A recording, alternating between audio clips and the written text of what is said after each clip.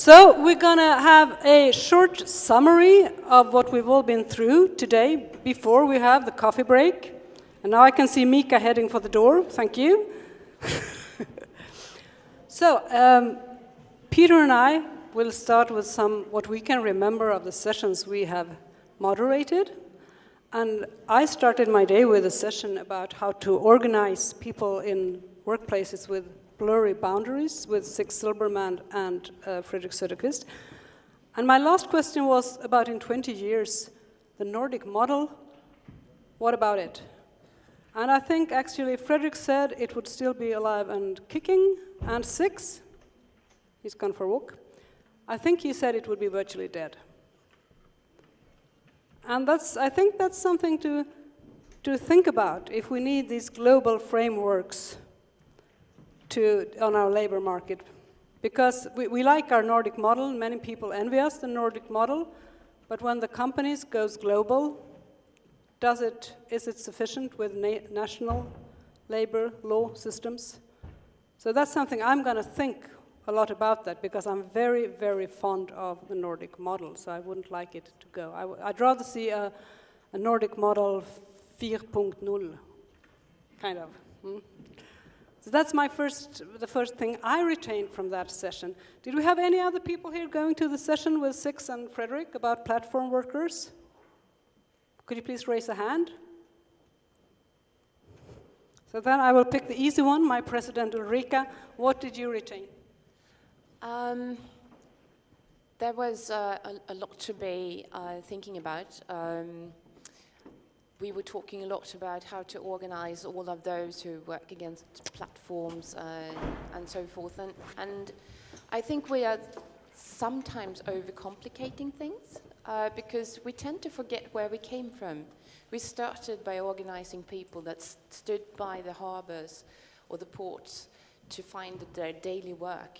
This is exactly what we do today, but today they're not working in the ports. They are working with delivering food on their bicycles or driving cars through perhaps Uber, or they're working as platforms. So as unionists, we need to remember where we came from and look at what did we do at that time. It's even easier to find the people now because we can connect through social media with them. We don't need to go find them where they actually physically work. So we need to do our homework. And also, we are really good at interacting the way we're doing now to discuss this. And we have also, through Global Deal and a lot of other good initiatives, started to talk about this on a global basis. And we need to act globally and start to think about if we need to replace our Nordic model or want to spread it throughout the world, we do need to find new words, as a new vocabulary that best describes what we do. We were taught by Six to not use competitiveness because that means something else for the rest of the world compared to what it means in Europe. We tend to focus on the social benefits that we have with the adaptability on our secure safety nets that makes displacement easier to start a new job and feel secure during the time. We see that as a competitiveness. In the US, that means competitiveness means that the 10% that does not meet the standards for the companies get sacked and get out on the street. So we need to find a better vocabulary that works in a global market to best describe what we do and what our competitiveness is if we want to spread the model. Also, I think we have a lot of companies in the Nordics that are global. We need to focus on first getting them to start global frameworks and behave good where they are. Of course, adapted to where they have their factories and sites and so on. We can't exactly expect them to have Nordic levels of collective bargaining agreements, but at least be decent. Also, our members are the ones who are in managerial positions. They also need decent conditions, decent working conditions. They need to be proud of what they do. So I think we should use that a lot more. we tend to forget that we actually have a lot speaking for us. I think I should stop there and let someone else talk. Thank you very much. Anybody else went to that session? Wants to give us their impression, what they will bring home? Silence. It's getting late. So I will give Peter the word. What about your session about collective bargaining? I would say that actually both of my sessions, there were like two recurrent themes. One being the whole chunk about digitization and will the robots take our jobs, and whether or not that statement is true. And then there was the whole thing, what do we do with this new platform economy, this gig economy, and what does this mean for the Nordic model?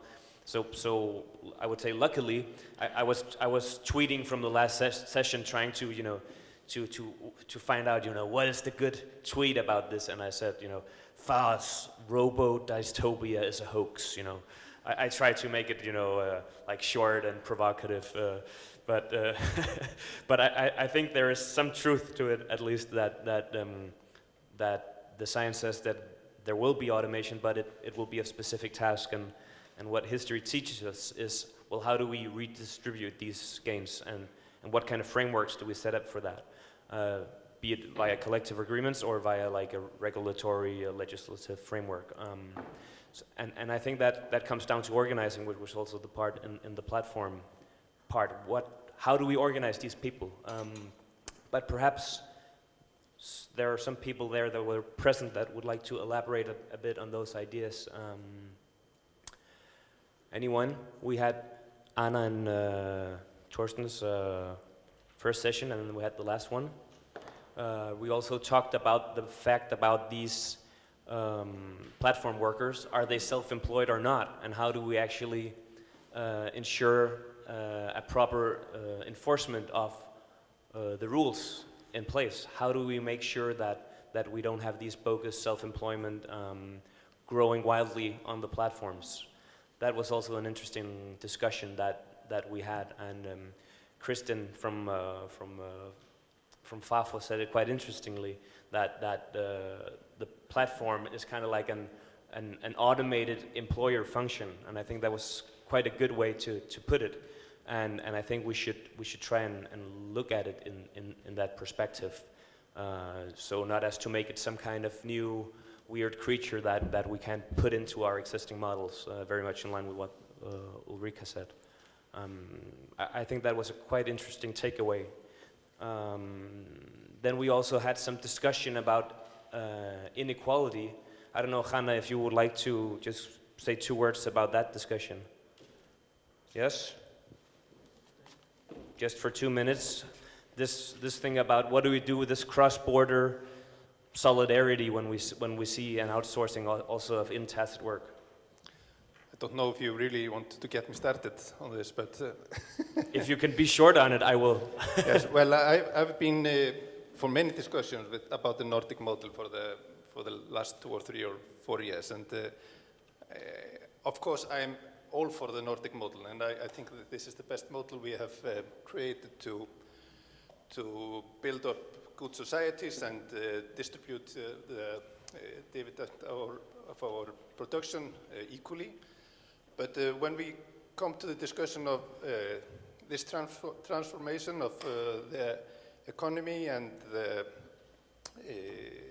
creation of work, in a way, I more and more often think about, are we maybe in the same position we the Nordics and the Western world in general, like the rich people in the Nordic countries, when we as a worker or the social democratic worker unions started to demand some part of the cake. And shouldn't we also be looking at that side, how we in the Nordics must look ourselves in the mirror and not always discuss how we protect our wealth and our possibility to get even richer, and look how we can open our doors in some sense for the poorer part of the world, and I'm sure that that will help us solve bigger problems. And this is also a discussion we should take in the European Union. We are discussing social dumpings in many meetings, one tomorrow in the Swedish Parliament.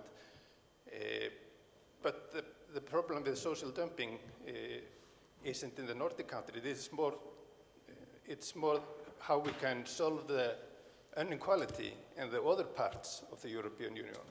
If we can manage that, we wouldn't be fighting social dumping in the Nordic countries. So the same thinking about this issue should be a big part of it, at least. Thank you for that perspective.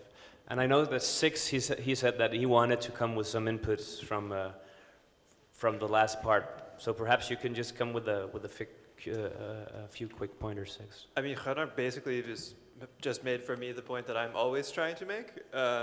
I have some notes that kind of summarize some of the discussion, but you have made most of them already. I'll just say quickly, I really liked the sort of short term that platforms are an example of automating the employment function. That paper from 2015, I saw it before it came out, and I did not come up with such a concise phrase, so thank you to the BAFO colleagues for that. That was great. The summary that I got from, I don't think anyone could say it better than Peter. The doom studies are a hoax. Fry and Osborne is bullshit. That was, oh, you didn't say that. I said that. Methodologically suspect, but very convenient for employers who are trying to say, oh, all of this labor market institution stuff, we need to throw it away. It's not in line with digital reality, whatever. That's just a convenient argument made from sketchy science. At the same time, all the trends point toward rising inequality and labor market polarization. But ultimately what happens is up to us. Technology is not a determining factor. There's always people behind it. And I think that that's something that always needs to be said again and again in these debates when people, usually from the employer side, but also sometimes researchers say, well, technology is coming and this is going to happen. So that was a very useful intervention from the second FAFO colleague as well. Politics and institutions matter, as they always have. Thanks. Yes, and then that was food for thought, I think, really. I agree. There's nothing inevitable about the development of technology or labor markets, and we've seen all this more or less before, and it's to us to adopt, and also to look at the part we can play in the rest of the world for stopping inequality through race.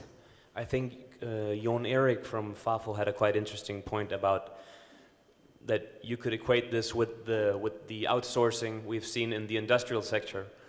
Well, it might have affected some people that have lost their jobs in the Nordic countries or in the more well-off countries, but it has actually created new jobs in the developing world, which also has benefited us in the rich world. So the question is, how do we ensure that these people have the skills needed for the new jobs that we have created? And I think that's quite a good way of putting it. How do we ensure a framework that actually enables that transformation?